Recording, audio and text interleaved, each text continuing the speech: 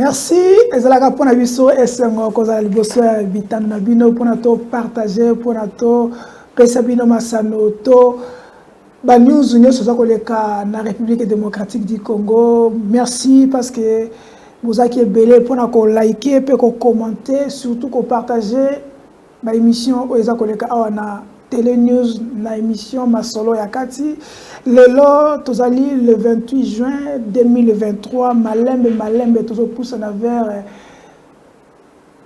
le 30 juin jour ya indépendance ya République démocratique du Congo. Est-ce que ambalo oyo toko fêter toko soki toko méditer kaka ndenge ezalaka mo mesano to yebi pekate est-ce que ba militaire ba ko sala défilé tout au ça défilé te wana ezaka masolo to mituna to ko tuna parce que depuis le régime ya tata Mokonzi Félix Antoine Tshisekedi et ya na pouvoir nani to assista na défilé mon côté ya oyo ya les 30 jours te baraté mutina na ngozala ka nini pona nini défilé et c'est la société na République démocratique du Congo pour les 30 juin ezaka mituna to ko tuna kasi boye ba été ba news eza tellement ébélé le lot moi sur moi entre IDPS na babeto abechole to senko mobimba le betala ki o balobaka ete mutukuti nave Gustin Kabuya sala ki meeting lobby na siège na bango toyoki o no so lobby ba révélation sur ba révélation entre ba relation na bango na Moïse na ba senko entre Moïse Katumbi na bayi catholique makamela ki tellement ebele yango to bita lelo photo ya to limbola yango na invité na biso na kata plateau kasi pona to kenema musika te boyeba ete communauté Union européenne et assez organisation Union africaine bazali ko senga ete na République démocratique du Congo ba Kambia République démocratique du Congo ba senga climat moko ya bien pona mapona mi eza ko ya parce que on senti tension za ko mata na est kuna ba M23 ba ko respecter te ba mibeko to mikano oyo ba communauté ba ko zwa EAC ba ko respecter moto tata moko to ko ba boye azali na Luanda par rapport ya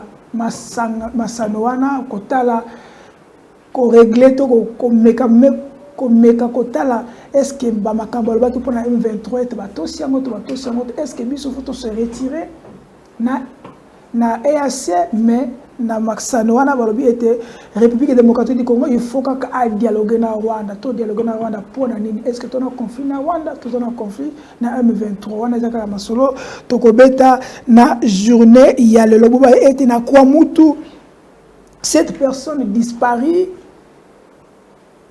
après la milice oyo bayi ko ça sous dégâts na kwa mutu eza ko loba matin na République démocratique du Congo ba tata mokozi baza ko loba yango te kasi na kwa mutu bataza ko kufa lobby 7 personnes baza disparu ba bisika bakete ba ka ba enlever bango ba kina bango gouvernement a lobby ni pour makambo wana to makambo zo le kana kwa mutu gouvernement lobby ni boye ba PTT justice pour na procès ya Mwanga Chouchou le député et ça continue ma révélation comme il m'a caca ma révélation to éviter et là qu'on est batami à Simana on est zakaka masoto ko beta lelo au bangate toujours continuer kasi pona to kene musika te to na invité na biso azana biso awa na plateau na ene longo to ko sala direct ya tongo ya lelo to lelo to ko tika na moi ta moi téléphone pe bobenga bo pesa ba réaction bino par rapport ya masoto ko beta le par rapport ma solo to ko solo la lelo na nyonso za ko le kana République démocratique du Congo et sali mwana mboka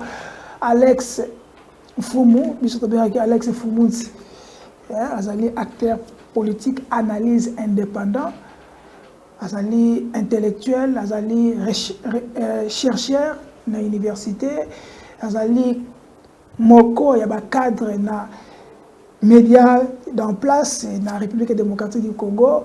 Alex, bonjour, soyez les bienvenus. Bonjour, Ndeko Charlie. Santé, République démocratique du Congo. Santé, Zali, Malam, Nkolo Azobatela. Yangai santé, Zamalam. Naoko Lobi, Likambo, ya fait le 30 juin. tu as fêté pour le 30 juin, pèse anniversaire. Ah, ok. Il fallait que tu aies ça comme indépendance. Normalement, vous avez comme l'indépendance. Attends, tu fêté, tu as fêté. Tu as mis en Zambie pour la Moubou, on a Zobakisa. Tu as Italie, santé, l'angaï moko santé, Yamboka Ndongotuni, République démocratique du Congo. Banda Mobutu akenda ti lelo tozaka ya maladi mboke bela aka malaria na typhoïde sila raté. Banda Mobutu akenda fièvre malaria c'est malaria chronique dans la République démocratique du Congo. Tangozo olobake kuna il faut to négocier na Rwanda to négocier na nini. Na okitangozo pesa ba bref analyse ya situation sécuritaire na est du pays. Au moment où M23 Bazaba rebelle Mutuso a se rebellé contre le pouvoir en place, il doit être puni par les gouvernements. Il faut mettre hors d'état de nuire. C'est un groupe que moi je qualifie de terroristes. On doit négocier quoi avec ces gens-là? Mais bon, c'est surtout négocier. C'est pour cela que négocier par rapport à Libye. La paix se gagne, la paix ne se négocie pas, papa. Hein? Qui met donc au Babengi paix? Non, c'est comme l'indépendance, ça s'arrache. Également comme la paix. Pour négocier pétain, ce qui peut totalement malamu. Moi, Namboka, Mokambi, Aïkolo, papa Félix Tshisekedi Tshilombo. Banda Zui, Kitsi Aïbonga, le chef de l'État et la République démocratique du Congo. Yo Moko Ndeko Charlie, Ozamu Pandisango, Oyebi, ba voyage boni à Sali pour Naoluka Kimia. Et ça aboutit à quoi? Il n'y a pas de résultats adéquats, il n'y a pas de solution immédiate. Alors, si il faut faire parler les armes, tout le monde qui est au bout de ça, donc vous partagez point de vue à mon Adolphe Muzito, il faut faire la guerre avec les Rwandais. Si, nous avons partagé des Zalakakutu. Banda kana loba on émission moko ya ndeko ya maman Paulette qui monte une émission moko ya mbanga na lobi pour nangai solution ezalaki lolenge ya l'ancien premier ministre que je respecte très bien Adolphe Muzito alobaki to bundana Rwanda tout ça la mire à séparation qui nous sépare la Est de la RDC et les Rwandais. Est-ce que sans les Rwandais, la RDC ne doit pas vivre?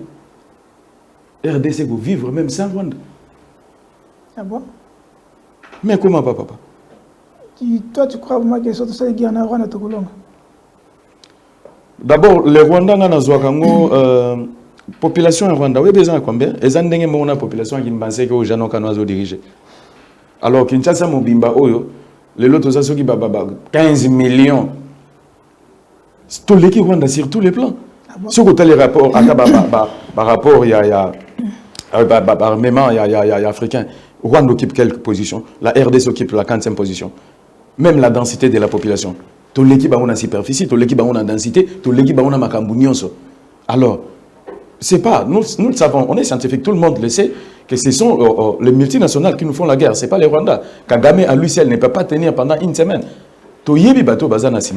Pourquoi on doit cacher la vérité? Quand l'Angola dit que l'RDC doit normaliser les relations entre l'RDC et le Rwanda.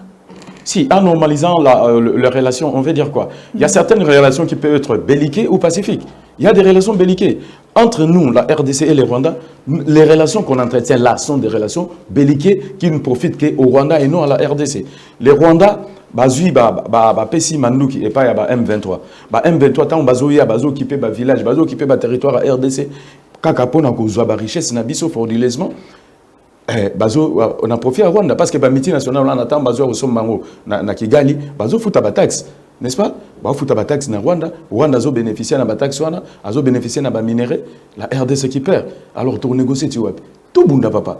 Ce qui bitumba, tout bundi. Je sais que la RDC ba mboka, ba soldat ba FARDC, bazali malgré la trahison eza na sein ya armée na sein gouvernement na biso badongolomi sur bazanga raté mais banamboka baza déterminé ya défendre l'intérêt du territoire national. À propos de la kakana makombe ya est tango zo baketo bunda na Rwanda tango yokaki meeting to déclaration ya général Chiwewe par rapport à Zobake d'abord avec na toboyi politique na armée toboyi division na armée dans quel sens que tout na ba konzi belé na armée to besoin de konzi ka moko par rapport à la guerre, le général a déploré qu'il y a une division dans l'armée, il y a une politique dans l'armée, il politique au moins que par rapport à ma lobato message général na baï soldat yamboka pe na peuple congolais tout entier, c'est le chef d'état-major qui en a parlé. Chef d'état-major Christian Thioué. Topesi mokonzi ma pinga ya école Mbote ndeko Christian Thioué mon général. Nabanza général a raison. L'armée doit être apolitique. Armée kokota makamba politique te. Soki armée koti makamba politique yo zana ba oya yo. Ngai na zana ba oya ngai. Ndeko réalisateur zana ba oya ye. Au monite ke to bebisi armée. Armée ndenge ndeko Christian Thioué yo mon général à lobby, chef d'état-major. Et sengele zala na mo dirigeant. Moko Oazali, mokambi ya ekolo. Tobenga papa mokambi ya ekolo président azanani. Les commandants suprêmes des armées, non? C'est lui le chef. Mais quand tu leur donnes, concernant ma protection, ma frontière, concernant la guerre, et c'est ça la mambala moko. Ceux qui sont traître dans la carte armée, tant que siko boboebi que non, ndego Kingandi par exemple, ndego Charlie, aza traître information oyo et kokoi go bimate, ceux qui information bimi, et za ndego Charlie, muto bimi siango, siko bino bosani. Bien que mitune za yo ba réponse nanga, tant que boebi que muto Kingandi aza traître. Vous savez, il y a un philosophe qui a dit, je pense que ce sera Socrate, si je ne me trompe pas, non, Machiavel ou Socrate. Il dit, dans la vie, tous les moyens sont bons pour accéder au pouvoir. Tous les moyens. Il y a tout. J'ai dit, tous les moyens sont bons. S'il s'agit de te tuer pour que je prenne le pouvoir, je vais le faire. Là, selon lui. N'est-ce pas? Mais tant que vous que non, bah, traître, Mouto Kinganda traître. Papa, beaucoup s'il en est d'une manière ou d'une autre, non? Ça va être une place. Ma manière, il y a des gens qui ont belé. Parce que votre une question par rapport à l'ango, il y a des traites, mais pourquoi vous agir? Pourquoi vous mais traître, on a ce cas en fonction. Selon là, Bolongo est en fonction. Atical qui colonel simple, bien général simple, abanda dépendre na prime ou biso va fonctionnaire tous raté. OK. Tant que général, tu vois, matube babi qui va taxer babi qui est à déplorer armée za politique mais mo on a mis côté pe na politique ya koloba été ceux qui mutu oye osali mandat no moko sisi aux unzaleni okieyi matabi à côté na politique fallait non ndeko Charlie, soyons sérieux. Soyons sérieux. Lorsque le chef d'état-major tient ses propos de dire que oye osali mandat no moko soki ba peuple oyo ba pesa ki yo pouvoir parce que le pouvoir émane du peuple. Bien boloba tout pouvoir vient de Dieu, n'est-ce pas? Mais biso totanga na politique na sens politique baloba boye. Kabuya lomuna paix à son âme mon professeur. Ayebisa ka biso abi tout pouvoir vient de Dieu mais par le pépilis. C'est au travers du peuple, n'est-ce pas? Biso to pesio mandat. To moni ke mandat to pesio. O la ka ke biso ko sale la biso boye. O la biso courant. Au conseil la biso ba mai les lots na qui sensu na matete na monga fula voire même na cité salon où ils qui prestigié hier pendant le régime à maréchal Mobutu ba komi ko mela mai ba forage ceux qui to moni que mandat na biso to pesa yo au coquin na hoté to ko to le to pesa mutu mususu ceux qui mon général a lobby bon kende presque après des nous pas au monde à forage na cité salon je dis bien salon ne parlons pas matete banga moyo papa batoto mais la maille à forage na chassati na habité sur ezala wana salon quartier résidentiel na habité question wana fo zela mukolo kozwa bato bazo diriger ville à Kinshasa bon opposé bango je reviens d'abord je vais rebondir sur la question que vous m'avez posée concernant le chef d'état-major. Il n'a pas tort de dire ça, ce sont les tests, c'est la constitution qui le dit. Soka lobi bongo alingi ko tia ordre na secteur naie que ceux qui mandat esili ba soldat bango bazala raboite baza bato tout droit alingi bambilinga mbilingate alingi des ordres na non à côté politique te pour ngai azolukande kimia azopesa leçon na ba politicien ba yeba ke mandat éternel te pouvoir aux chefs coutumiers ceux aux députés to voter na législation ceux qui oyé aux huit boni boni ba député na mboko ba koma mlo ba chef coutumier ba longo ate kaka bango bazala na bango na basi na bango député chef oyo yebi bango te na ba notanga ba kombo banda mandat Kabila 2006 style loi zalaga député boyebi bango te oh ça les ironie to ni ndeko Charles tout ça di boso en télévision monde entier tout ça tant tout ça na télé news na YouTube monde entier zolanda biso To yebi que na RDC ezanda batumsus banda 2006 style lo bazaka député comme ma carrière. Ainsi, moi je demanderais à la jeunesse montante, à l'élite congolaise, OK, qu'on doit renverser la pyramide. Il faut des hommes de valeur cette fois-ci.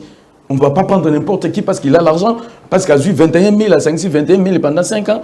Il y a un bon moyen au corrompre, puis nous n'avons pas polo, polo lobby qui nous comme bagamou mesure comme Qatar. Mais bon, lobby que bazapé comme acteur social na quartier na commune so bibembe zali bando sunga ba kundaka bibembe ba konde ba sunga peuple va gouvernement ya so problème ils ont le droit d'être là, ils ont le droit de revenir dans l'hémicycle chaque année.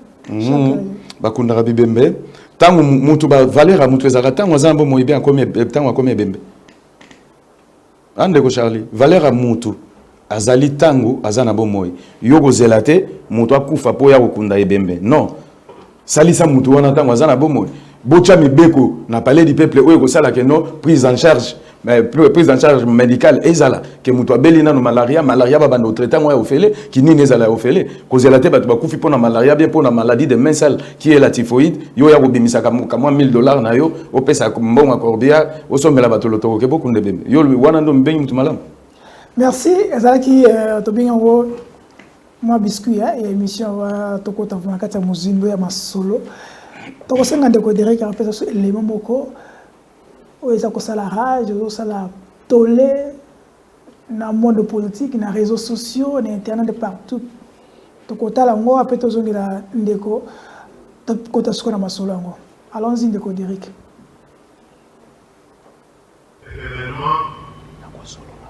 Quelle eût été mes occupations. Monseigneur, j'insiste sur cette relation que j'ai avec vous. Parce que comme je le disais, je vous connais. Vous êtes un homme de droiture, un homme d'honnêteté, un homme rempli de sagesse. Je vais terminer mon propos en réaffirmant encore ma détermination à garder le pays uni et à le pacifier. Je ne reculerai pas devant les menaces et les intimidations en puissance. J'ai passé quasiment particulier. Je ne désinerai sur aucun moyen pour aider cette institution qui nous est si chère et qui est si chère à mon cœur, pour qu'elle se solidifie et qu'elle reprenne son combat que nous avons toujours admiré. Le combat qui a fait de nous aujourd'hui des hommes et des femmes éduqués, remplis de valeur. Oui, c'est grâce à cette église que je veux revoir, prendre le devant pour nous aider à relever ce Congo qui est malheureusement terrassé à cause des antivaleurs telles que la corruption, telles que le tribalisme, telles que le séparatisme, telles que l'impunité et j'en passe. Je sais que je peux compter sur vous et sur Dieu pour que cela demeure et soit toujours permanent, c'est-à-dire une relation excellente entre l'Église catholique et l'État. Je vais terminer mon propos en réaffirmant encore ma détermination à garder le pays uni et à le pacifier. Je ne reculerai pas devant les menaces et les intimidations en puissance. J'ai passé quasiment les 3 quarts de ma vie à combattre aux côtés d'un grand homme. J'ai décidé Étienne Tshisekedi rencontrera d'heureuse mémoire. Cet homme m'a appris l'amour du Congo et des Congolais. Et donc, je ne ferai jamais, au grand jamais, le fossoyeur du Congo et des Congolais. En revanche, je m'attaquerai sans hésitation, sans remords, à tout Congolais qui mettrait en danger la sécurité et la stabilité de notre pays.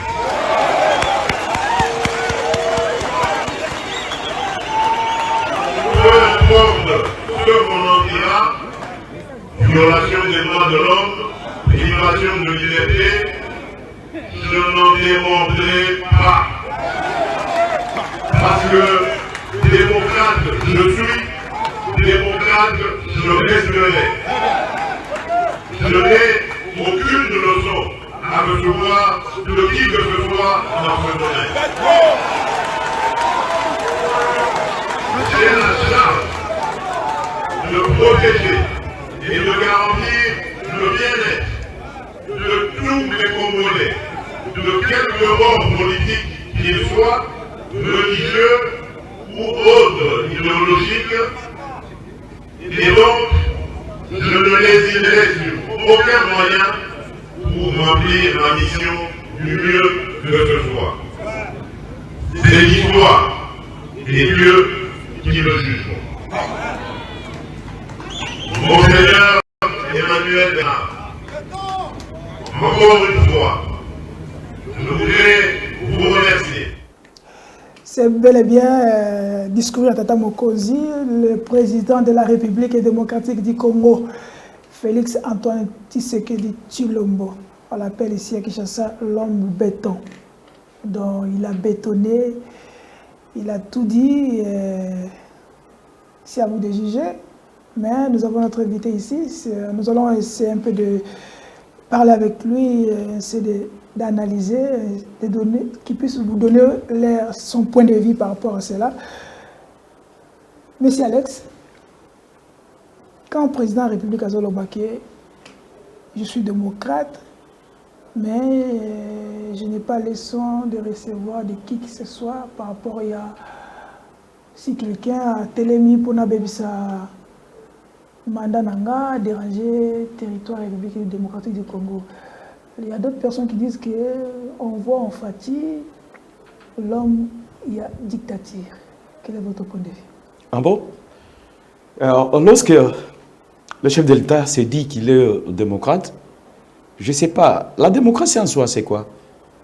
Qui est démocrate et qui n'est pas démocrate? La démocratie n'est pas synonyme de...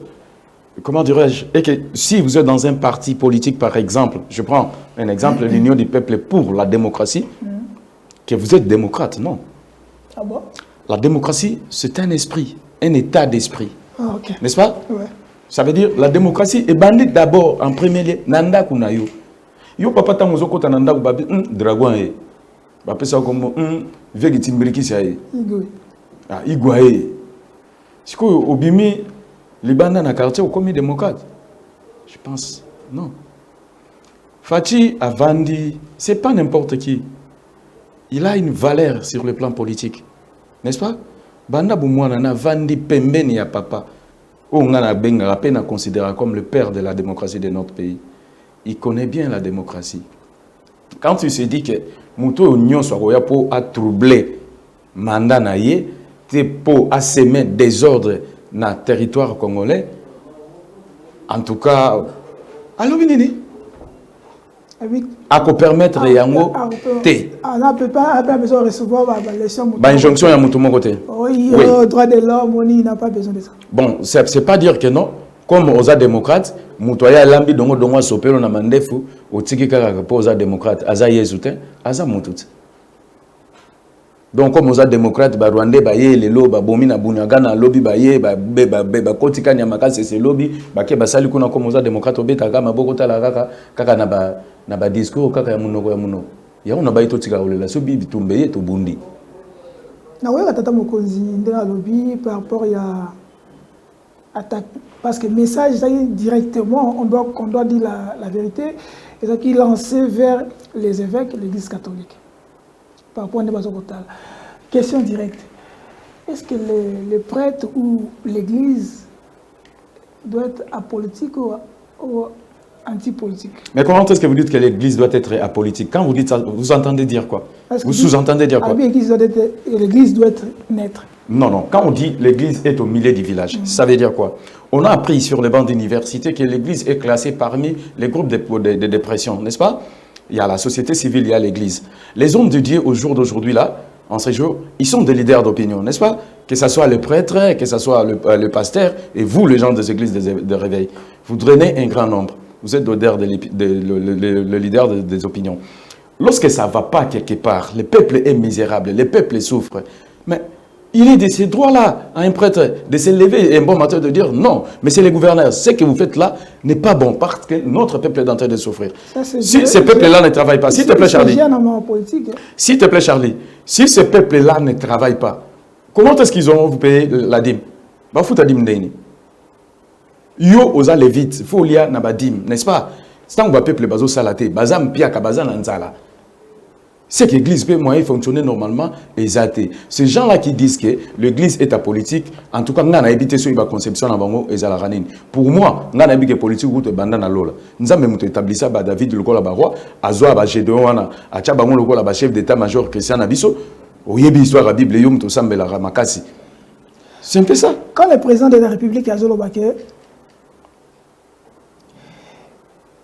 je ne veux plus autoriser quelqu'un vient menacer la sécurité de l'État, même si les droits de l'homme, à piétiner les droits de l'homme, explique-toi, tout sur la bien. Droits de l'homme. Quand on dit droits de l'homme, ça veut dire que Moutoumoko a piétiné le droit à Moutou par rapport à homme, donc sous les lois, la loi. Tant que tu as dit que je vais recevoir droit d'injonction à Moutouté, au droit de l'homme, ça veut dire que la personne a piétiné la loi, il s'impose lui-même ou c'est quoi d'abord? Expliquez-moi. Non, il faut comprendre que le langage politique y a battu. Fati Alobi n'a qu'à permettre te Moutoumoko aya ko piétiner sécurité yamboka nangai Congo, quel que soit le droit de l'homme et le vice kinini. Alingai ko lobanini. Par exemple, n'a qu'à permettre que la communauté internationale, par exemple, bouya bou imposer bisoke, topé sa Rwanda Est et RDC, Rwanda ezako piétiner plutôt, ba droit na biso. Ya moi lobi que n'a qu'à permettre en moté. Et ça que non, à mes commissaires dictateurs kaboui ba droit de l'homme. Car cela ne tient Charlie. Oyebike banda makamwa ba nungu oye banda depuis 1997 jusqu'en ces jours ici. Combien de Congolais bakoufi? Plus de 6 millions. Je dis plus de 6 millions. Et l'équipe première dans la Deuxième Guerre mondiale. Donc, il faut toujours qu'il y ait une injonction de la communauté internationale. Il y a des droits de l'homme. Tout ça, il y a des droits de l'homme. Non, on doit agir. C'est dans ce sens-là. À l'obité que non, on a pas sango qui va payer sa injonction. Attends, il combo a pas sango. Attends, qui? Attends, qui n'a pas sango. Non, question est opposée. Qui que ce soit. Il demande à l'église catholique. Quand il dit l'église catholique. Non, il a demandé à l'église catholique qu'il y ait des relations entre l'église et les pouvoirs en place. Ah bon, il y a une relation entre l'église et le pouvoir.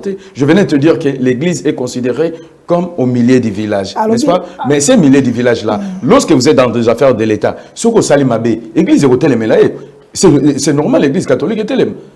L'église catholique est au télémé, tant que fonctionnaire, Azozoa, net biso, assistant à la recherche scientifique, Tozozoa 198 000 francs, même pas $100 comme prime.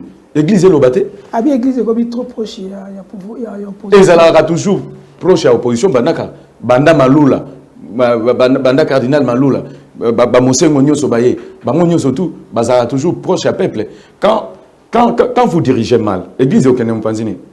Pour nous dire que ceux qui peuple lazo sala, te peuple lazo le peuple lazana mawa, église peut gotambo malamute. Yo quand il le pena boy Charles na bandi mi ambana tongo ti soit nanza na okende mes. Il y a moins de petits église autorisation comme porte-parole il y a opposition. Église a porte-parole opposition te. Ndeko Félix Tshisekedi Tshilombo mwana mboka. Ntoma ya école au Congo. Aouta qui na opposition te. Église etikaka opposition. To sala marche les chrétiens, ya ba chrétien. Mubuta beta biso film seri wana babimisa ba soda mongo so pe lukuta so ya solo ba ibu tala mila ina na weba bazwa biso na rompo to beta ma film ba marche combien to sali biso ba chrétien église catholique na IDPS to sala ba marche combien ba na mubutu ti na tango ya ndeko Kabila Joseph wana église ezaki malamu lelo église comme mabe non sur ce plan là pour ngana wolobake mon conseil kolo atala nanu si ma place to uti pambate église catholique et sungaka biso tangu ye azaki na opposition exacte que les autres qui ndenga komi Thomas azali mon konti ya mboka que apes église mon kongote na banza pe na makanisine apes pe église mon kongote malobi ke église na église na l'état et sengeli batambolaka de père soki église amoni ke awa mbilinga ezali potambusi mboka malamu te azana droit ya oloba. Est-ce que l'église, il y a une utile, il y a chercheurs, il y a universitaires, est-ce que ça, alors, la République démocratique du Congo, ils ont interdit les serviteurs de Dieu de critiquer le régime? Exact. Ce que je sache, exact. Sans personne qui a exercé carrière politique, à Gokomela, clergé na bango soki hiérarchie na bango so permettre postuler à postuler na été to landa image ya ndeko entre dès qu'on propose cette image moto tala wana on peut ça point de vue na image wana tant qu'il y a chercheur p to bossa bobo sénateur ancien membre IDPS maleko o se présenter bongo pété te biso nyoso tozaki bato IDPS na mboko mutu nyoso alingaki Congo banda tango mbutu en tout cas tozaki bato IDPS. OK, mutu ngo ya monte ils école pena. OK, tola nda image. Première question, vous avez suivi le chef de l'État Yarambo Jimaï qui a dit, je cite, je n'accepterai jamais une dérive. Première question, vous avez suivi le chef de l'État Yarambo Jimaï qui a dit, je cite, je n'accepterai jamais une dérive qui s'est dessinée au sein de l'Église catholique. Que répondez-vous à cela déjà? Ben, je comprends d'abord qu'il était en colère parce qu'il a parlé avec rage. C'est tout à fait normal, c'est un humain. Si quelque chose ne lui a pas plu, il peut exprimer ses émotions. Mais pour revenir à votre question, les lignes d'encadrement pour évaluer si l'Église dérape ou pas, c'est la doctrine sociale de l'Église et non la volonté d'un individu. Je crois que les différents messages des évêques, y compris le dernier, s'inscrivent dans le cadre de la doctrine sociale de l'Église que même le Saint-Père a soutenu quand il est venu ici. Le Saint-Père, en parlant avec aux évêques, il a cité Monseigneur Muzirua et le cardinal Monsengo comme exemple à suivre, et ce sont des pasteurs qui se sont illustrés dans leur mission prophétique dans le respect de la doctrine sociale de l'Église.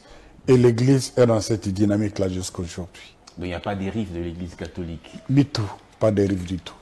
Pas de dérive sociale de l'Église que même le Saint-Père a soutenu quand il est venu ici. Le Saint-Père, en parlant avec aux évêques, il a cité Monseigneur Muzirua et le cardinal Monsengo comme exemple à suivre, et ce sont des pasteurs qui se sont illustrés dans leur mission prophétique dans le respect de la doctrine sociale de l'Église. Et l'Église est dans cette dynamique-là jusqu'à aujourd'hui. Donc il n'y a pas de dérive de l'Église catholique? Du tout, pas de dérive du tout. Pas de dérive du tout. Alors l'Église catholique doit rester dans... Première question, vous avez suivi le chef de l'État Yarambo Jimaï qui a dit, je cite, je n'accepterai jamais une dérive qui s'est dessinée au sein de l'Église catholique. Que répondez-vous à cela déjà? Ben, je comprends d'abord qu'il était en colère parce qu'il a parlé. Les collègues, on a dit réponse il y a Bécholé, ils ont senti le chef d'État avec une rage, avec une colère. Azamut. Alors, parce que pourquoi je suis à Bécholé? Parce que là, dans la deuxième vidéo, sortie médiatique à Bécholé, créer un problème et des pèses. Ndeko Charlie, na lundi à Bécholé, mais on a la kangi, on a CP nango. Il reconnaît que Ndeko papa Ntoma Ekolo Félix Antoine Tshisekedi Tshilombo azaki na kanda. Anzambete, Yesute, Mutute.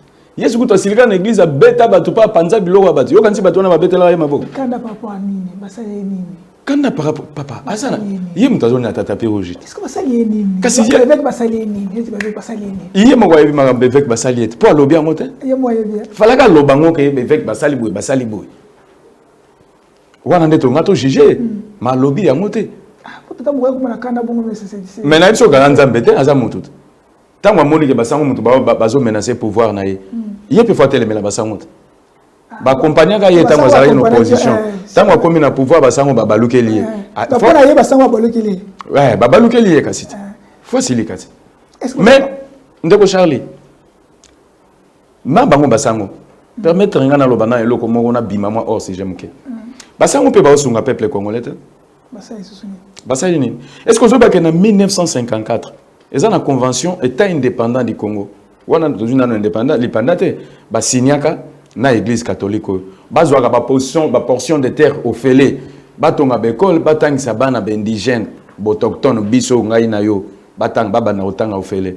Mais les lois, Église pe et comment nango ba commerçant. Soko tali ba école ba to ba paroisse nyonso ya catholique et comme na ba comment on appelle ça, bah magasin, bah ceci c'est là, bah barotek, bah ozo bah locataire, ils allaient sur bah œuvre socialité, ngana on tout ça bon, ngana ils sont dans 600. Il y a premier mandat dans la recherche scientifique. Je gagne combien? 198 000. Minerva la Malula, ils ont $660. 198 000, ils ont combien? Ils ont 80 quelques dollars, c'est autodivisé les lots. Tous ils ont comme 25 lots bien. Pour les lots 24 et demi. Tant on a maintenant qui est dans la ville, on a 24 et demi. Lobby déjà tu comme on a 25. Na yebite ministre économie en haut. Alobaya ka comme ça 1 franc $1. Ce qui a comme ça one nenin. Alobaya avant le 30 juin. Likamute to yele mko mususu. Ndeko. Bekol au glisser le mwana. Biso de lekabo, biso za masolo akati. Eza masolo akati te yango na robeta lisolo akati zela na cheminée na likambo église catholique. Papa, œuvre sociale ba Minerval est commis ba $660, ba $700 na ba Mosengo. Ba c'est la photo lo bako touté. En quoi est-ce que l'église est en train d'aider la population? Ça c'est l'État ou l'église? Non, je parle de l'église. Mais ceux qui Topé Sakabino Mabele au Félé par exemple. Yo Sangwa ngana komi na komi congolais. Topé Sibino Mabele au Félé bo zwandenge bolingi. Bo tonga bekol, bo tangisi la biso bana. Bo tongi bekol wana après ceux qui 30 ans, ceux qui combien des années, ceux qui 45 ans plus tard, bo komi ko futi ça, ba paisible citoyen $660 na mwana moko s'il te plaît. Ce que $660 wana eza au chango na franc congolais. Revenons de notre. Et ko futa ba fonctionner comme Revenons d'abord à notre sujet. Derrick Garotti est là comme quoi on réagit. Hein? Après sortir il y a Bécholé, on te image moi quoi au Tala. Il y a Bécholé lissus. Au Tala kaka. Toi en direct. Voilà. Toi en direct au Tala. Ndeko Derrick réalisateur là même sur total ce qui ni neza kuna. Photo solo là. Eza po ba ko régler par contre na ba problème na binoté. Okani. Okani malam. Oui, nako senga binoko. Soki biso moko toyebi ko respecter. Batu oyo mokonzi mboka a nommé par ordonnance te na bato biso toponaki te ekozala mwa pasi. Okani? Nako senga bino nde discipline. Oyebi kala bato bandolo ba parti oyo eza désordre. Mais lelo mutu nyonso seria akoloba ke kisoko toyebi ko respecter ko régler par contre na ba problème na bino te mbetela maboko makasi nakota wapi je vois que la place nyonso batu bavanda prochainement bino ba protocole il faut boyeba pe ke Oukani? Nangi biloko wana lisusu te. Nasina yebisa bino mbala na mbala. Biso toza parti au pouvoir. Tala lelo bato mosusu par manque d'argument bakomi koloba o idps aza na milice. Idps viva. Idps viva. Awa nabengisaki bino mpona koloba likambo oyo. C'est là où je dois commencer avec notre communication d'aujourd'hui. Nalandaki ndeko na biso Monseigneur Donatien Sole alobi UDPS baza na milice. Bon, nalobi c'est-à-dire ntango ye abandaki koya place oyo tozalaki na ye na milice yango UDPS viva oyebi aza mosala ya nzambe. Mais naza s'il vous plaît asali déclaration wana bino nyonso bofandi bolobi eloko te nalingi boya awa te totia makelele wawawa botika nabengisi bato awa toloba makambo yango nalingi makelele te oyo nyonso bazoloba wana démarche na bango toyebi yango me bazongisa mbongo ya bato.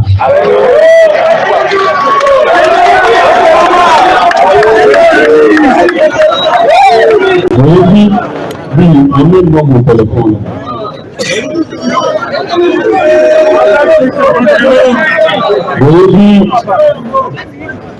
Oyebi Zambe aza juste.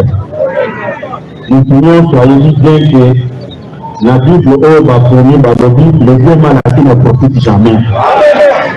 Mais moi je me pose la question, comment est-ce que banganga nzambe na biso bato ya lokumu bato ya bwanya bato ya mayele bakoki lelo komikitisa na ndenge oyo baza komikitisa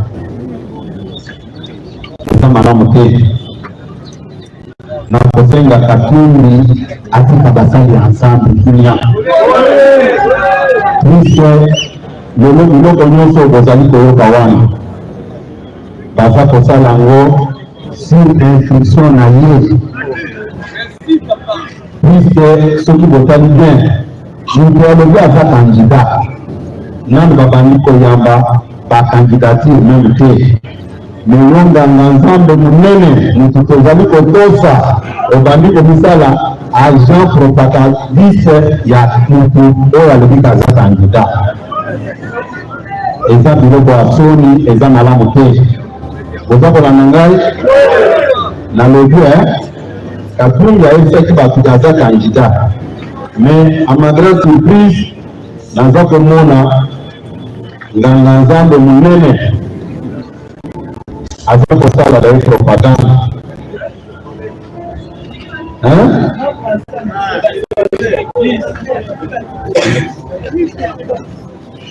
UDPS viva. Namoni basali ya nzambe baza kolongwa awa bazokende kosala propagande ya motu. Ngai nakanga na ekole catholique nazwi diplôme na nga epa basango baforma biso éthiquement moral oyo babandaki kotangisa biso puisque motu nyonso atangi epa basango ayebi ke na 5 heures il faut akende na messe.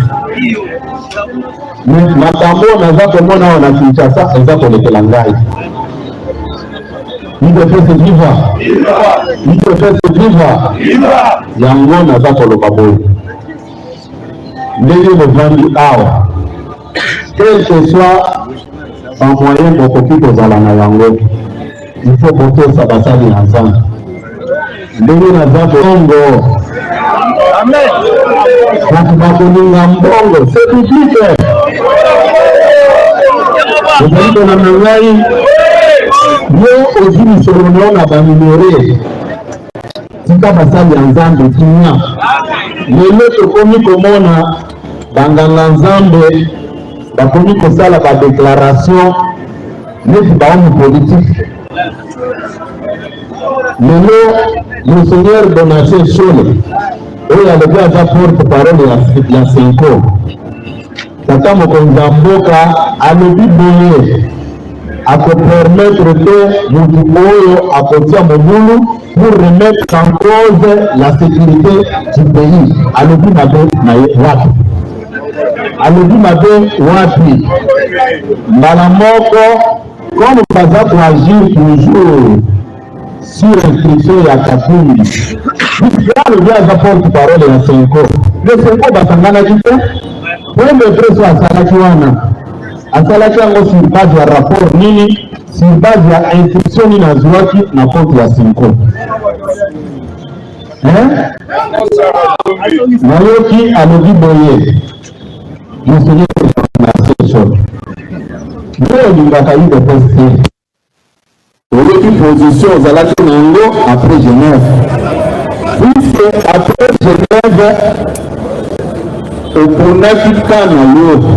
D'ailleurs, Katumbi bato bapusaka Katumbi aya pembeni ya Papa Tshisekedi eza ba Monseigneur Donatien Chole. Bayebisaki yo boye, lokola outi kolongopa Kabila, esika ya blanchissement oyo kozala na problème te kende pembeni ya Tshisekedi. Nde Katumbi ayaka na ye. Si vous voulez bien remarquer, après Genève, quelle a été la position de Monseigneur Abbé Donatien Chole? Position na bango ezakini bakendeki en guerre contre l'UDPS, jusqu'à paralyser même les actions que bandaki komene na bango. Oyo ekomisaki bango, oyo ekomisaki biso toloba 55 bango. Il n'y a aucun problème entre l'UDPS, mais encore moins les chefs de l'État et les catholiques. Il y a seulement deux individus au bazar au service de Katumbi. Peut-être la catholique m'a beaucoup passé. Elle dit que Katumbi a ça pour le Bamade. Et il a connu que tu avais raison.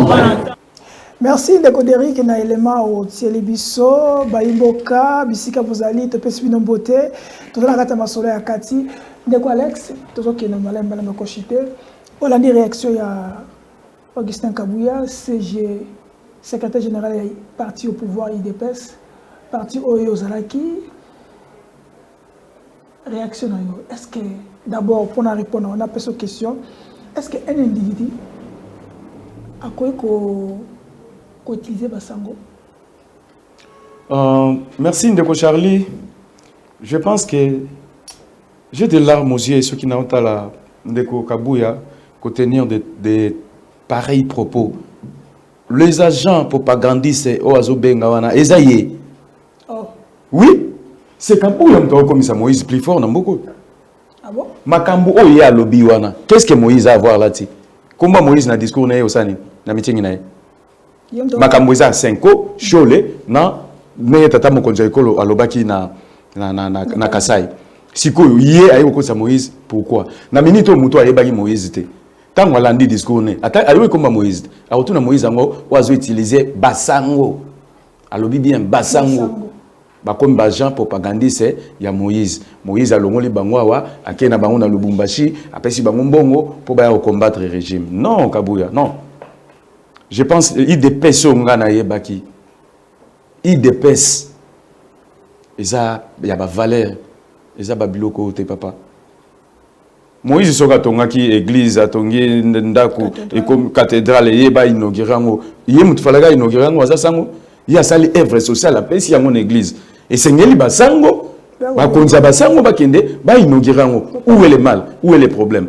Siko Kabouya ngana tunaka, CG Kabouya. Papa, Obangela Moïse Amoni. Abangage pourquoi? Qu'est-ce qui vous dit que Moïse ce qui a posé là au bima président Nambogo? Peut-être bon, il y a des informations ceux qui besoin d'informations surtout éviter. Matika ko cliquer na miso na mitu ya batu que non, ba sangonde ba komi ba propagande ya nani? Ba commencer la propagande Moïse. Mais nini ya kendaki wa yoki ba sango ya église catholique ba goloba na meske ba ndego bo voter Katumbi. Pour propagande ngope e bandi nanu te. Yesu ko maka mwana lobi azwa ngo wapi. Ye moko muto monaki place basango bazo sala campagne. Nga na yebi amonte. Basango ba voter bazo sala campagne pour na Moïse ba voter. Kasi yango na lobi mes oya kendaki wana o ayokaki basango wana ba lobi bongo keno bazo sala campagne bo poser ye muto kena mes nga na yebi amonte. Tama zolo ba ke basango Moïse a pese bongo pour sala propagande. Na loi tout na ndenge. Et ça diffamation parce qu'il n'a pas de preuves. Azaki wana tango ba ko pesa basango mbo. Montango bazwaki combien? Sur la zone qui m'a combien peine ya Moïse pour y avoir rebondissant déco Tshisekedi Tshilombo. Cardinal a combien? Cardinal a qui combien? Parce qu'au niveau parce que bon toi ça on est surtout dans les belana sur quoi? Bazu combien? Si quoi les Moïse à moi ça la rana juste. Tia ba no corrompre na basango ndenge ye papa secrétaire général a oloba basango belé wana to ko mona ba ko leka ndenge réalisateur a olexa na TV wana nyoso wana bazwa qui combien? Tabi bazu église mobimba kina ndeto mona image ba ki église mobimba na stade basali meeting pour ne pas ça propagande. Papa obita on biso tozaki ba étudiant to ko longa campus makolo toyeti na lemba na l'élaborer ses enfants na pesi ba combattant nyoso ya place wana ya station. Mbote makasi besika bozwami IDP sezalaki boyete IDP seza les hommes de valeur tango lobi likambo biso to kenena ba papier na ba biki tozo yoka tozo koma papa ou ekomi wana linga lo banini kayo répondre Augustin Kabuya Augustin Kabuya yo répondre des choses c'est du n'importe quoi c'est trop enfantine tango lobi que Moïse Katumbi azali mutu oyo ayake pa papa Etienne Tshisekedi pona ayako se laver ba sango ni batindeke kuna azalaki wana to ayokaki wana to ndenge nini yo kuzo réagir papa na yebi bambula ya kota na IDPST na yebi ta sali combien de temps yango nazo ba yem to za ba preuve tangible tant Moïse akendaki pour papa Kondo paix à son âme le phénix de l'imité ya chichi à laver Moïse mabenaye ebosan papa Kabuya mto yebi nga na yebi ya mota parce que nga nazali te mukolo basango bakenda otika Moïse ye mto azalai pourquoi IDPS ya donatien ya Kabuya CG tango zotala ngo yo mutaki ancien IDPS tango zomona IDPS ya lelo il y a encore l'avenir sur ce pourquoi IDPS et d'abord le but d'un parti politique comme l'IDPS c'était quoi de conquérir le pouvoir après avoir accédé au pouvoir Bossani. Il faut chercher d'une manière ou d'une autre comment concevoir ces pouvoirs-là. Au sein d'un parti politique, il faudra, il y a la formation, il y a la futur cadre, il y a la dirigeant. Nous sommes un parti politique. Nous formons Charlie le ministre des Affaires étrangères. Un jour, ceux qui ont eu pouvoir, pour ne pas aller chercher par-ci, par-là, comme ministre des Affaires étrangères, pour exercer le ministère. Mais on ramasse n'importe qui dans le parti politique. Ce n'est pas bon. Il faut tout faire makabatu. Dans le poste nyoso. Que lelo, ceux qui ont eu pouvoir, ils ont ministre à pêcher élevage. Ministre à pêcher élevage, Moussala n'est à la boye. Battribution n'est à boye, et à boye, et à boye. Il y a un mot, ma partie n'a biso, n'a pas communicateur à mon balegara. N'a yébité. Ceux qui scellent la communication avant Moutoya Goleka. Bapé Sake. Conseil était que non tant aucun le babo et va poser aux questions réponse pose à la boue bien n'engagé. Je suis IDPS, je suis à IDPS 4 ans que je 6 mois pour notre ami. Au côté vraiment combien? Je suis un IDPS. Je suis un IDPS au pouvoir. Oh, ouf. Ndego Charlie nakanisi ne bandele zalaki ono bazo chabiso bakale. Moi, je suis au milieu du village. Oh, bazo chabiso bakal, oh bazo salaboy, kabana FCC. Ku kabana FCC, batikali bango moko. Bazu majorité na ba institution nyonso. Ba ko kambamboka. Résultat, yango. Et comme ils sont na basango. Après basango on na banani. OK. Toza image ya suka, pour ton succès. Toza image ya Mwanamboka F Bazaiba propos na ye. Ça qui n'a pas de connaissance qui sait où ça peut nous réagir plutôt chité. Moukami qui a quitté. Longue histoire. Oui. Alors, en quelques mots, je peux dire, nous étions justement choqués. Moi, ça m'engage que moi, ce que je vais dire actuellement. Après les élections, nous étions choqués de ce qui est arrivé, choqués comme la Mouka, parce que on s'est battu. on a été convaincu d'avoir obtenu la victoire. Bon, ça s'est décidé autrement. Nous avons vu le président... décidé autrement, oui, les résultats justement. étaient autres. Oui, bon, les résultats étaient autres. Ça dépend du français que vous voulez utiliser. Moi, je suis pas... le français n'est pas ma langue maternelle, mais j'ai dit ça s'est décidé autrement. Je m'assume. Alors, nous avons... Moukam qui le MLC qui présentera des candidats à tous les niveaux, sauf à la présidentielle. Le Congrès n'a pas encore décidé. Le Congrès nous allons nous réunir bientôt pour prendre position. Mais en tant que membre de l'Union sacrée, il serait inconcevable que le MLC propose quelqu'un à l'élection présidentielle. Comment ça inconcevable? Nous sommes en politique. Attendez les congrès. Comment vous voulez parler à la place du congrès du parti? Mais c'est pour bientôt. Quand? Je n'ai pas encore la date précise, mais c'est pour bientôt. Parce que comme vous le savez, pour que les candidatures soient acceptées, la loi demande à ce que tous les partis politiques, de manière tout à fait démocratique, les candidatures soient avalisées par les congrès. Le MLC. Papa Alex. Ndeko Charlie. Réagir. Natikali qui dit pour linga maman ou makasi. Moi nanga moi si je te salue ma fille Yanni Nyanfomo. Naibisa ke faut zala lokola F Bazaïba na vie. Je l'aime bien, elle est vraiment intelligente. C'est longa. Akamba MLC Jean-Pierre même na Kumba. Réaction nanga, elle a tout à fait raison. Nanu to sali congrès. Bino bonimbo alo bani que Jean-Pierre Bemba ozala candidat. To MLC et ko soutenir Ndeko Fachi. Non. C'est une femme scientifique. Elle sait de quoi elle parle. Je viens de te dire les rôles d'un parti politique, n'est-ce pas? C'est de même. Pour na kobimisa ba candidat. Ba candidat yo kanga papa. Et ça linine. Ba candidat ba linga surtout ba na union sacrée ba bikie. Biso surtout olingo lingate to candidat biso président Félix Antoine Tshisekedi. Yango na lobby ezaba parti te ezaba l'élaborer ses enfants. Parti à solo faut basala ndenge F Bazaï ba lobby ba ke na référendum na parti ba lobby non pona boye to moni biso ndenge wana Ndeko Fachi aza alien na biso to pesa ye maboko to soutenir ye to voter ye to kozala toujours ba alien na ye. Si to moni que non alliance to sala na ye to moni gain de cause te ça va biso to bimisi candidat na biso mambweni représenter parti na biso. Elle n'a pas tort papa. Elle n'a pas tort. Ça décide et vous allez décider. Na kati ya congrès ya parti.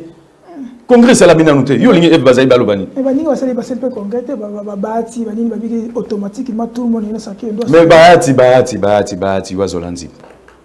Bana webi baati so mona baati na opposition. Baati c'est à télémélé loko moko. Mais bon c'est pas la même chose. Te na tuni yo zolo bambati obani baati okoti mbala mombo so ndengeni.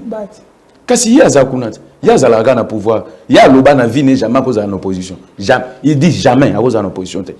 Ou en opposition na été. Mais moi je pense que tous les maman F Bazaïba azana raison. Ngobila wana soka longwe gouverneur. Parti wana kantia osala ta 2 mois. Le parti le plus populaire est Kinshasa. Nana ebso ndengwa. Oh, on a attendu ça ça. Ah, wana mutamuntu te po Charles mutamuntu azana fondation munene amemi batu, amemi bakino. Oh. Ngobila de lui-même akotondi sa ta municipal Masina. Bité ya union sacrée. Quoi? Bité ya union sacrée. Papa so ina mona Kinshasa ndenge baby boy ko poser na question ngobila te. Ngobila ça. S'il te plaît. Qui ne peut pas c'est normal. Ba lenge se batongi, ba route secondaire, ba sali, ba éclairage public et koti. Zando ngone aussi là, maman yemo, et aussi là, ngobila sali. Il a de travailler. Ngobila aussi sa maman yemo, mtatongi maman yemo. Charlie, moi c'est pas journaliste, c'est beaucoup quoi information, ils ont la digne des fois non. Vous avez la source. C'est lui-même le gouvernement. Non, les bilans quand tu parles de Lengue ça, et Lengue ça c'est le gouvernement ça malou comme nous. Et Lengue ça c'est le chef de l'État. Bambela union soit dans un monde. Et pourquoi Bo filmer zandu boye la biso que échéance ya dire ya babasa la barotonga zandu et kozala par exemple 6 mois na 6 mois na totongi zandu esili route secondaire neto wapi et désenclaver nini et relier nini ezana nzela ngobila tongi longwa matete ti lemba imbu bien matete kati sinjili na ndenga ya sima ya 8 pona kotika lumumba polele atonya ngo plebisekani. D'ailleurs, mon yo monate yo sana kini. Oh, nazana kini na monite yango na bitu. Yo mto moni lebsanga. Qui nous péto. Un jour qui nous péto et rolé. Yango moni ba ondongo na mboa swimbo ayi na godempo yi. Beaucoup de procès coup de poyo mona watendengi a fungoli bactéries belé fungwami bati ba pelouse bactéries wana. Félicitations à Jekoko Mulumba. Félicitations Jekoko Mulumba. Kota ka Mulumba kuti beaucoup de pointes. Donc so hotel mi veut dire hotel mi na bypass o ko mona super lemba so mutaza na nyongo na yo ko kanga e. Félicitations na Jekoko Mulumba. Ni godempo eza na nishantini no. Yaye kasikati. Te papa. Bino pona nini bozala kangolo ayebisi yo ke non nzombo aza maladi na mai bozobo. Yo vandaka na mai te. Yo gérant déjà Kinshasa. Tant mfumu abanga moyo alobi ke ngobila zéro gérance eza mabe a gérer Kinshasa mabe. Yo ko boya ndenge nini ya zalaki vice gouverneur. Banda bazala na coup de pointe to salamaki. Je kokwa zakite banzela na bactère wana ozolo bana efonga maka. Papa tout le barape bosolo ko papa na ngai. C'est bon.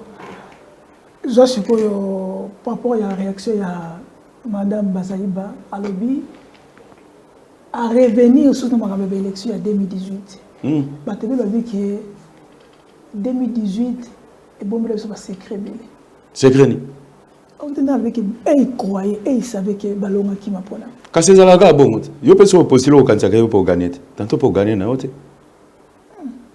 Le train est en train de... C'est ce qui va développer les pays. Oh, le président élit, c'est ce qui va développer la RDC. Papa, tu as sur ma discours. Le président élit. Après tes serments, à Zosala Razit. À Zosala. L'Obe a boyagé à participer à l'élection. Il est revenu dans ses décisions. Vous savez, dans la vie, il ne faut pas se faire Dieu. N'est-ce pas? Quand on que yo osama comme on maïle na calcul que le kingai ngape na koza yo osama na calcul ngana maïle na linguistique. Donc la science est complémentaritaire. C'est pas pour rien. Même au moment le président qui a beaucoup plus étudié dans le monde, ceux qui Mugabe, ceux qui nani wana Mugabe. 8 fois docteur, mais azana ba conseiller. Na parti politique au cause de la décision te yo mongo la mongo une décision comme yo comme Nzambe. C'est pourquoi je te dis dans Congo parti politique est raté. Démocratie to banda on a parti. Président on sali 3 mandats, on sali 3 ans, to longoli to voter. Ceux qui mérité confiance à peuple, il y a des militants ceux qui étaient va voter mutu mususu. Décision on attend foyer la joie qui. Est-ce qu'à consulter qui ba lieutenant na ba vanda qui na bureau politique. Ah le mona yiko. Oh papa bato ba epenge bango wana nyoso tout ba souffrir ba yebani déjà population yebi ndenge nini ba bundeli bango siko ba ekomi na moment oyo bango pe ba tchaba mabaya ba bimata ba député provincial pourquoi pas ba bourgmestre non ba député national yo lo ba ke bo postuler parti bato o tsa songi sina parti na tche songi te yo zo o bibe ba longa na bango yo tina ba bazana agini papa, bateau nyoso ba dirigé biso totangi bango bila, ba Fachi Beton, ba Jean-Pierre Bemba, ba Moïse Katumbi, ils ont quel âge? Toi aussi. Ba comment kola? Banane ba ozo ba relève. Toi aussi. Ngobila na godem point. Olingana na ntubongo. So ina lingana. Na sepela na gestion. Na gestion? Na sepela bango te ba mbale. Ba gérer Kinshasa mabe. Yo lobby na sepela na nani? Na ibi na sepela na bango te, ba gérer Kinshasa mabe. Ngana kinwa, na sepela no so osali malamu pona mboko. So aussi Martin Fayulu était nani Vital Kamerhe de banazui économie na wazali boso c'est pas na wazali boso na wo Vital ay na c'est pas so yo comme ministre économie to ba Vital Kamerhe so yo biso na to ba suko Vital Kamerhe na ndenge na yebi administration comme on a Kamerhe si moi je suis aux affaires akuiko sala mususu na musala l'état te face à la musala ne ligablo ne mongo privé. Merci toi aussi ezaki ndeko Alex ayamba qui est après cette analyse na ya au pesa commentaire to la prochaine fois bye bye ciao bye.